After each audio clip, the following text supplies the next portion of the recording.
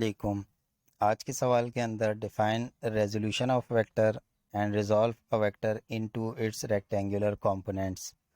और यही सवाल इसी तरह भी पूछा जा सकता है, resolve a vector into it's horizontal and vertical components.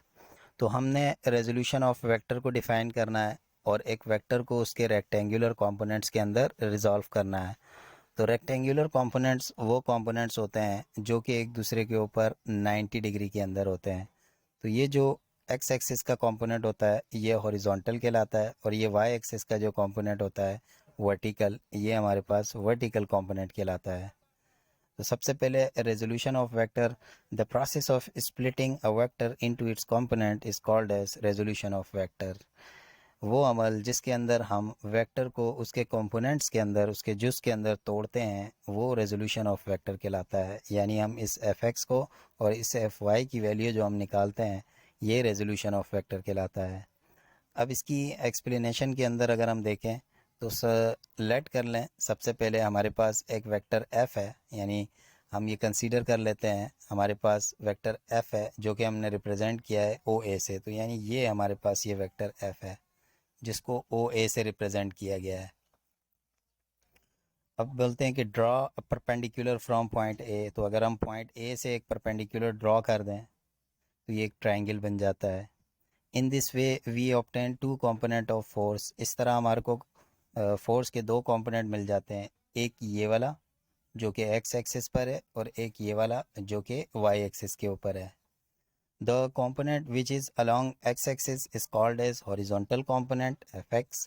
यानी वो component जो कि x axis पर है वो fx कहलाएगा। And the component which is parallel to y axis, अब ये component जो कि y axis के पैरेलल होगा, अगर यहाँ y axis है यहाँ x axis है तो इस y axis के पैरेलल ये component होगा, ये कहलाएगा वर्टिकल कंपोनेंट और एफ वाई।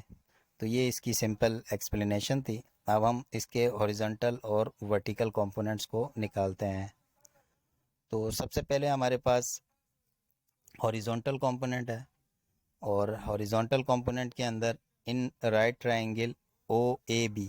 तो अगर हम इसी right triangle O A B को देखें, हमारे पास ये जो ओ ए और बी है राइट ट्रायंगल, तो कॉस थीटा हम जानते हैं एडजेसेंट अपॉन हाइपोटेनियस के बराबर होता है। यानी इसके लिए एक मैनोमिक यूज़ करते हैं, का टोआ सो का टोआ टी ओ ए।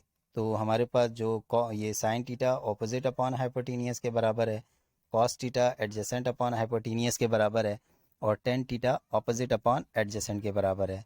तो कॉस थीटा हमारे पास एडजेसेंट अपॉन हाइपोटेनियस के बराबर है। तो एडजेसेंट हमारे पास ये बेस वाली साइड होती है, हाइपोटेनियस हमारे पास ये साइड है, और ऑपोजिट या परपेंडिकुलर हमारे पास ये वाली साइड है एफ वाई वाली। तो एडजेसेंट आपके पास ये ओ से लेके बी तक का फासला आ गया, उसकी जगह हाइपोटेनस आपके पास ओ से ए तक का फासला आ गया, तो ये आ गया। ओ बी हमारे पास एफ एक्स है और ओ ए हमारे पास एफ है, तो उसकी जगह एफ आ गया। अब हमारे पास एफ यहाँ डिवाइड में है तो इधर आएगा तो इधर मल्टीप्लाई में आएगा, तो F cos theta equal to F x के बराबर आ जाएगा। और इसी को ही हम अरेंज करके एफ एक्स बराबर है एफ कॉस थीटा लिख सकते हैं। And this is the equation for the horizontal component. ये हमारे पास हॉरिजॉन्टल कंपोनेंट की इक्वेशन है। इसी तरह हम वर्टिकल कंपोनेंट की तरफ आते हैं, और in right triangle O A B अब साइन थीटा ले लेंगे वर्टिकल के लिए, और साइन थीटा हमारे पास बराबर होता है 100 के, और 100 हम जानते हैं कि ऑपोजिट अपॉन हाइपोटेनस से है, और ऑपोजिट हमने पीछे भी देखा ये वाली जगह थी हमारे पास, और यहाँ ऊपर ए था और नीचे बी था, तो ए बी हमारे पास ऑपोजिट की जगह आ गया, और हाइपोटेनस ये वाली जगह थी और यहाँ ओ था, तो ओ ए हमारे पास हाइपोटेनस की जगह आ गया, और ए बी हमारे पास एफ वाई था तो ये एफ वाई आ गया उसकी जगह, और ओ ए हमारे पास एफ था तो उसकी जगह पर एफ आ गया। तो साइन थीटा हमारे पास एफ वाई ओवर एफ आ गया, और इस एफ को डिवाइड से यहाँ मल्टीप्लाई में ले जाएं तो F sine theta is equal to F y हो जाएगा।